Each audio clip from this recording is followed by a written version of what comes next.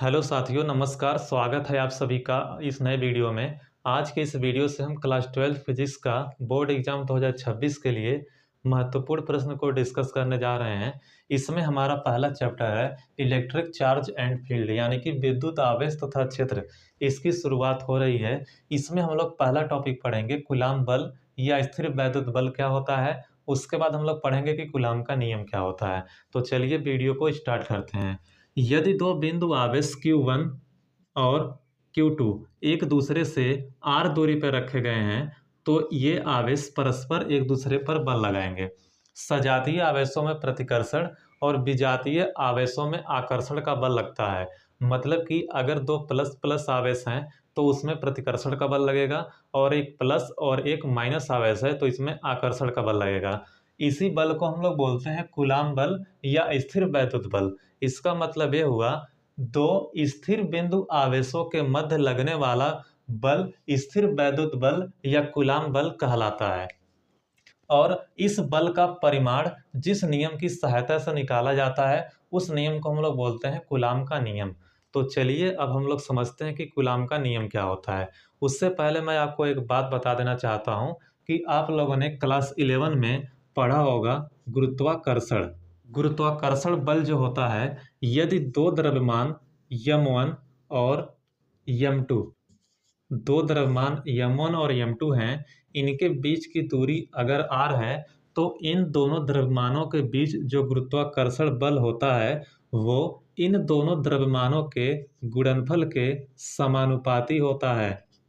Same उसी प्रकार यहाँ पे जो स्थिर वैद्युत बल होगा वो समानुपाती होगा इन दोनों आवेशों के गुणनफल के।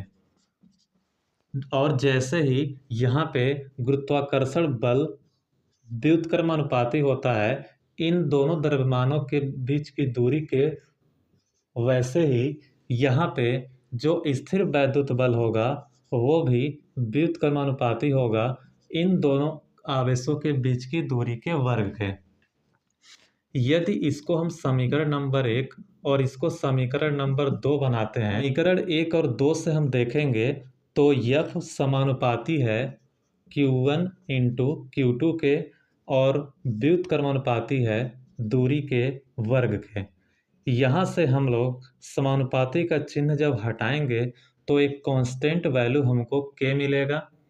उसके बाद Q1 into Q2 by r square, यह समानुपाती स्थिरांक है।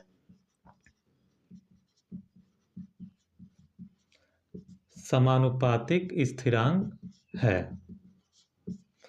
इस समानुपाती स्थिरांक का जो मान होता है वो होता है 1/4 pi epsilon naught Q1 into Q2 by r square. तो ये रहा हमारा कूलाम बल निकालने का फार्मूला। सेम ऐसे ही हम लोग इसको अगर समीकरण नंबर 1 और इसको समीकरण नंबर 2 बनाते हैं तो समीकरण 1 व 2 से F समानुपाती हो जाएगा m1 इंटू m2 के और व्युत्क्रमानुपाती हो जाएगा दूरी के वर्ग के।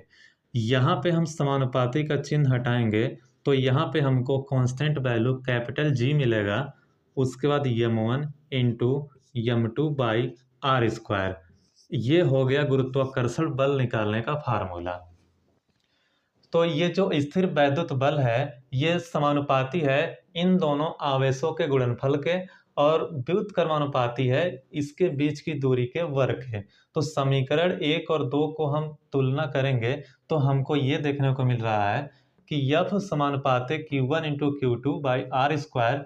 यहाँ से समानुपाती का चिन्ह हटाएंगे तो एक कांस्टेंट वैल्यू हमको K मिलेगा। उसके बाद Q1 into Q2 by r square. K एक समानुपातिक स्थिरांक है जिसका मान 1/4 पाई एप्सिलॉन नॉट होता है। तो ये हमारा कूलाम बल निकालने का फार्मूला हो गया दो स्थिर आवेशों के बीच का। तो चलिए अब इसका स्टेटमेंट लिख लेते हैं। इसका स्टेटमेंट इस प्रकार है। इस नियम के अनुसार दो स्थिर बिंदु आवेशों के मध्य लगने वाला स्थिर वैद्युत बल मतलब यह हुआ कि जो ये आकर्षण और प्रतिकर्षण का बल लग रहा है उसके बारे में बात हो रहा है। तो लगने वाला स्थिर वैद्युत बल दोनों आवेशों के गुणनफल के समानुपाती, मतलब कि ये जो स्थिर वैद्युत बल है दोनों आवेशों के गुणनफल के समानुपाती है और आवेशों के बीच की दूरी के वर्ग के व्युत्क्रमानुपाती है। तो मतलब जो स्थिर वैद्युत बल है वो आवेशों के बीच की जो दूरी r है उसके वर्ग के व्युत्क्रमानुपाती है और यह बल दोनों आवेशों को मिलाने वाली रेखा के अनुदिश कार्य करता है। मतलब कि जो इन आवेशों के बीच स्थिर वैद्युत बल लग रहा है वो इस रेखा के अनुदिश कार्य करेगा। क्रिया रेखा का मतलब है हुआ ये, इसके अनुदिश ही ये बल कार्य करेगा। तो ये था हमारा आज का टॉपिक जो कंप्लीट हो गया। तो उम्मीद करता हूँ कि आपको ये वीडियो समझ में आया होगा। तो अपने दोस्तों के साथ इस वीडियो को शेयर करें।